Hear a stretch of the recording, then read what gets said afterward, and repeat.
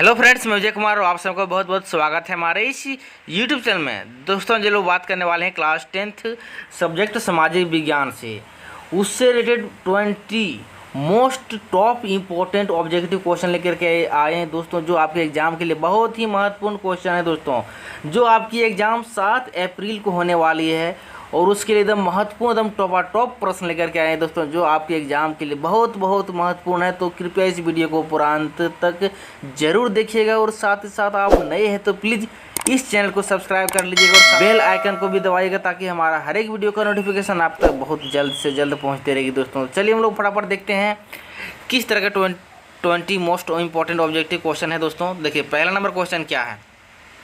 पहला number question बोला कि अर्थव्यवस्था को सार्वजनिक और निजी क्षेत्रों में किस आधार पर वर्गीकृत किया जाता है। रोजगार की स्थिति, आर्थिक गतिविधि, उद्यमों का स्वामित्व, उद्यम के कार्यरत श्रमिकों की संख्या दोस्तों। तो उद्यमों का स्वामित्व के आधार पर क्या किया जाता है, ऑप्शन नंबर सी सही हो जाएगा। उद्यमों के स्वामित्व के आधार पर उसको वर्गीकृत किया जाता है, सार्वजनिक और निजी क्षेत्रों के आधार पर। ठीक है, उद्यमों का स्वामित्व हो जाएगा सही आंसर, ऑप्शन नंबर सी सही हो जाएगा एक का।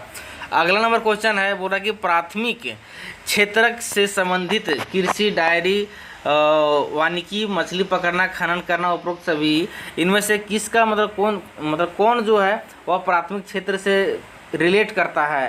तो उसका जो सही आंसर हो जाएगा, ये सभी जितने भी कृषि है, डायरी, वानिका, मछली पकड़ना, ये सभी क्या है, प्राथमिक क्षेत्र से रिलेट करता है, उसी से बिलोंग करता है। तो आपको क्या करना, उपरोक्त सभी सही आंसर हो जाएगा दोस्तों। तो डी ऑप्शन सही हो जाएगा, याद रखना है। अगला नंबर क्वेश्चन है, बोला कि विनिर्माण के क्षेत्र से संबंध है। जो विनिर्माण करने में क्षेत्र के रूप में काम करता है, नया निर्माण करता है प्रोडक्ट का। तो प्राथमिक क्षेत्र, द्वितीय क्षेत्र, तृतीय। देखिए, प्राथमिक तो हम लोग देख लें कि मछली पकड़ना वगैरह, खेती करना जो भी है, हम लोग क्या करते हैं, प्राथमिक उपचार क्षेत्र के अंदर आता है। तो उसमें जब दूसरे रूप में कन्वर्ट, दूसरा निर्माण के लिए जब उपयोग किया जाता है, वह द्वितीय क्षेत्र क्या किया जाता है, द्वितीय क्षेत्र के रूप में उसको उपयोग करते हैं जब विनिर्माण का कार्य करते हैं। तो वह जगह बी ऑप्शन सही हो जाएगा, द्वितीय क्षेत्र। अगला नंबर क्वेश्चन है कि लाभ के उद्देश्य से किस क्षेत्र में गतिविधियां निर्देशित नहीं की जाती है। लाभ के उद्देश्य से संगठित क्षेत्र, सार्वजनिक क्षेत्र, निजी क्षेत्र, असंगठित क्षेत्र। देखिए, सार्वजनिक जो क्षेत्र होता है वहाँ पर कोई उद्देश्य नहीं होता है कि लाभ हमको मिलेगा तभी हम वो चीज़ काम करेंगे। सार्वजनिक सभी के लिए होता है, उसमें किसी एक का लाभ नहीं होता है। ठीक है, तो याद रखना है, बी ऑप्शन से हो जाएगा सार्वजनिक क्षेत्र। अगला नंबर क्वेश्चन बोल रहा है यहाँ पर कि देखिए, इस क्षेत्र में श्रमिक माल उत्पादन नहीं करते हैं। कौन सा क्षेत्र में माल उत्पादन श्रमिक नहीं करता है। तो देखिए यहाँ पर तृतीय क्षेत्र में क्या करता है, वो उपभोक्ता होता है। तो उपभोक्ता में माल तैयार नहीं होता है। ठीक, ये सभी क्या हो जाएगा, तृतीय क्षेत्र में क्या होता है, कोई भी माल उत्पादन नहीं होता है। तो याद रखना है, तो तृतीय क्षेत्र हो जाएगा सही आंसर, ऑप्शन नंबर ए। अगला नंबर क्वेश्चन है, बोला कि संगठित क्षेत्र का सही अर्थ चुनें। आखिर संगठित क्षेत्र किस क्षेत्र को कहते हैं, किसको कहते हैं। देखिए, बोला कि यह उन उद्यमों में शामिल करता है जहां रोजगार की शर्तें नियमित होता है। दूसरा है यह सरकार के नियंत्रण से बाहर है, नौकरियां नियमित नहीं होती है, यह कम वेतन प्रदान करता है। देखिए दोस्तों, संगठित क्षेत्र में क्या होता है कि वहाँ पर जो होता है कि यह जो होता है उन उद्यमों में शामिल होता है, वैसे जगहों पर शामिल होता है जहाँ रोजगार कोई नियम शर्त नहीं होता है, कोई शर्त नहीं होता है। ठीक है, वैसे जो वहाँ पर क्या होता है, संगठित क्षेत्र होता है। क्या होता है, संगठित क्षेत्र के अंतर्गत आता है। तो याद रखना है, ऑप्शन नंबर ये सही हो जाएगा। ये अगला नंबर क्वेश्चन है, बोला है कि नरेगा 2005 और राष्ट्रीय ग्रामीण रोजगार गारंटी अधिनियम 2005 के अनुसार सरकार द्वारा गारंटीकृत रोजगार के दिनों की संख्या कितनी थी। कितने दिनों की संख्या 2005 के अनुसार बताया गया था रोजगार नरेगा के अंतर्गत। तो 100 दिन, 80 दिन, 150 दिन, 120 दिन। तो आंसर हो जाएगा ये ऑप्शन से हो जाएगा, 100 दिन का दिया गया था। ठीक है, अब अगला नंबर क्वेश्चन है, बोला कि सेवा क्षेत्र में इनमें से किस तरह की गतिविधियां शामिल है। सेवा क्षेत्र में, सेवा का कार्य जहाँ पर होता है वहाँ पर। देखिए, सेवा क्षेत्र में कृषि वगैरह जो ये सब करते हैं, ये सब कोई तो सेवा नहीं कर रहा है कि नहीं। चीनी, गुड़, ईंटें बनाना, ये भी सेवा नहीं हो रहा है। लेकिन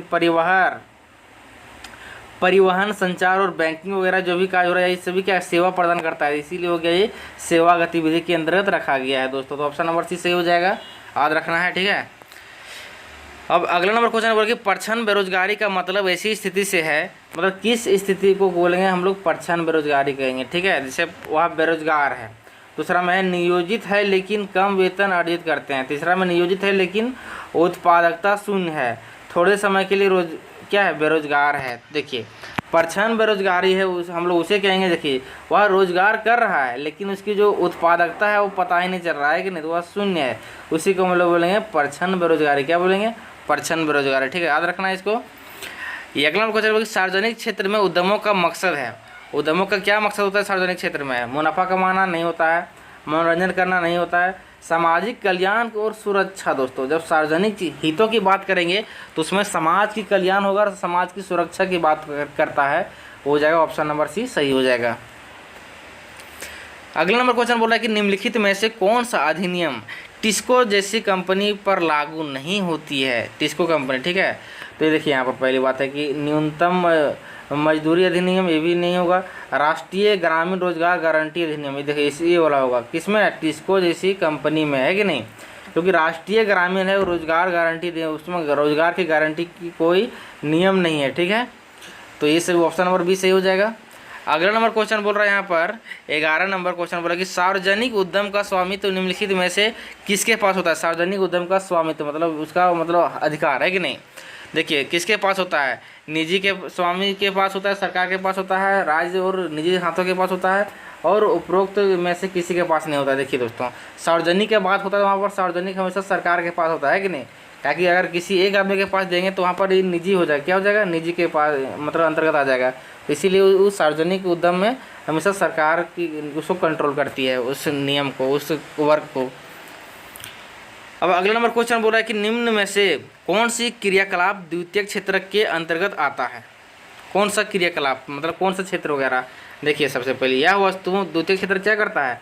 यह वस्तुओं के स्थान पर सेवाएं उत्पन्न करता है। दूसरा ऑप्शन है कि प्राकृतिक उत्पादों को विनिर्माण द्वारा बदला जाता है।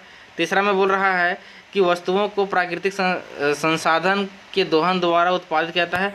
इसके अंतर्गत कृषि, वन तथा डायरी। देखिए सबसे पहली बात समझना है हम लोगों को, कृषि वगैरह जो आता है ये सभी क्या प्राइमरी सेक्टर में आता है, तो ये तो होगा नहीं। द्वितीय की बात कर रहा है तो वस्तुओं का संसाधन ये भी नहीं होगा।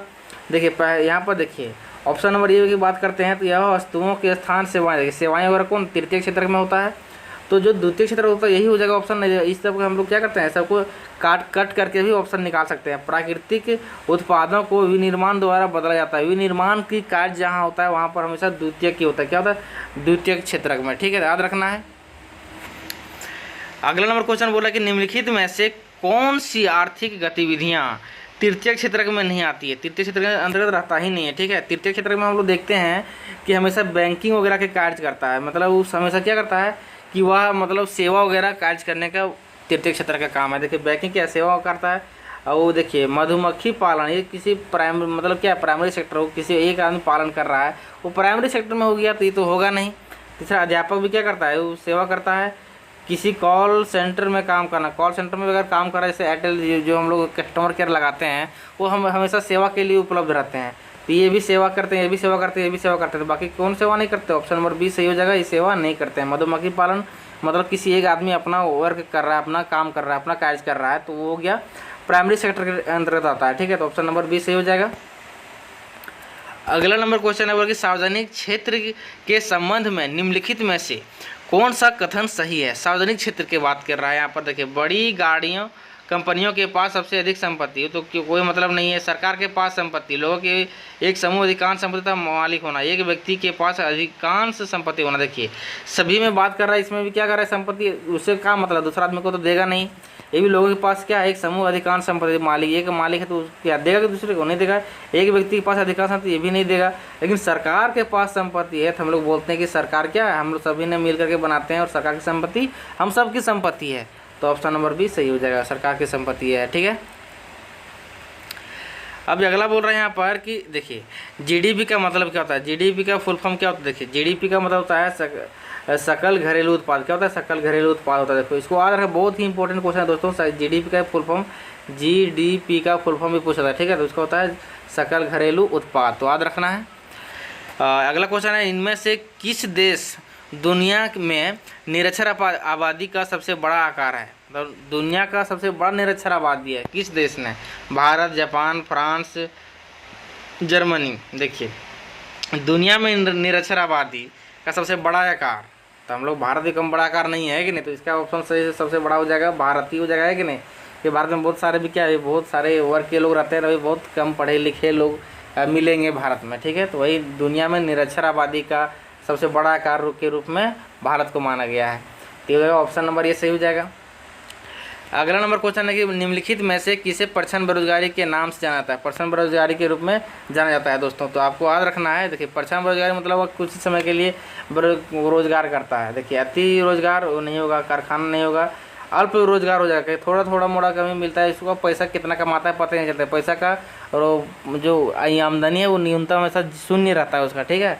तो ये जगह ऑप्शन नंबर सी सही हो जाएगा, अल्प रोजगार। अब यहाँ पर देखिए 18 में बोला है कि कृषिगत क्षेत्र के श्रमिक होते हैं। कृषिगत क्षेत्र के देखिए अल्प रोजगार, अति रोजगार, बेरोजगार। देखिए कृषि क्या है कि सब अपना सीजन पर वही काम करेंगे, तो वही क्या अल्प रोजगार के अंतर्गत आता है, ठीक है। अपना कमाना खाना कृषिगत रोजगार के अंतर्गत आता है, तो हो जाएगा ये ऑप्शन सही हो जाएगा। अगला नंबर क्वेश्चन है कि निम्नलिखित में से कौन सा व्यवसाय तृतीय क्षेत्र के अंतर्गत आता है। दोस्तों बस घुमा फिरा के केवल वही सब क्वेश्चन है, खाली तरीका अलग अलग है। तो आपको याद रखना, देखिए केवल तृतीय क्षेत्र में हमेशा सेवाएं की बात करती है दोस्तों, इतना ही याद रखना है। प्राइमरी सेक्टर में जो उत्पादन करता है वो द्वितीय क्षेत्र में क्या करता है कि उसी को विनिर्माण का कार्य करता है, कोई नया प्रोडक्ट बनाता है। तीसरा क्षेत्र में क्या करता है, जो सेवा करता है उसको सेवा करता है। जैसे हमारे पास प्रोडक्ट पहुंचता है, किसी माध्यम से पहुंचता है, तो जो माध्यम से पहुंचता है वो हमारा क्या कर रहा है, सेवा कर रहा है। तो इसीलिए हो गया, तीनों चीज़ याद रखना है, बस उतना ही सारा खेल खत्म हो जाएगा दोस्तों। तो देखिए यहाँ पर कृषि क्या है, देखिए कि व्यवसाय तृतीय क्षेत्र के अंतर्गत, कृषि नहीं होगा, दूध उत्पादन नहीं होगा, संचार क्या होगा, वो होगा केवल संचार क्या आता है, सेवाएँ करता है, तो वानिकी नहीं होगा, ये सब प्राइमरी के सेक्टर के अंदर आता है। तो ऑप्शन नंबर सी सही हो जाएगा, संचार। अब वेतन छुट्टी का प्रावधान किस क्षेत्र में होता है। सवेतन मतलब उसका छुट्टी भी है लेकिन वेतन चलते हैं दोस्तों, ऐसा सिस्टम किस क्षेत्र में होता है। अगर असंगठित, संगठित, ग्रामीण और इनमें से कोई नहीं। देखिए संगठित जो क्षेत्र है, वो सॉरी इसमें लगा दिए, संगठित जो क्षेत्र है उसमें क्या होता है कि सवेतन छुट्टी प्रावधान उपलब्ध है उसके लिए। तो ऑप्शन नंबर बी से है।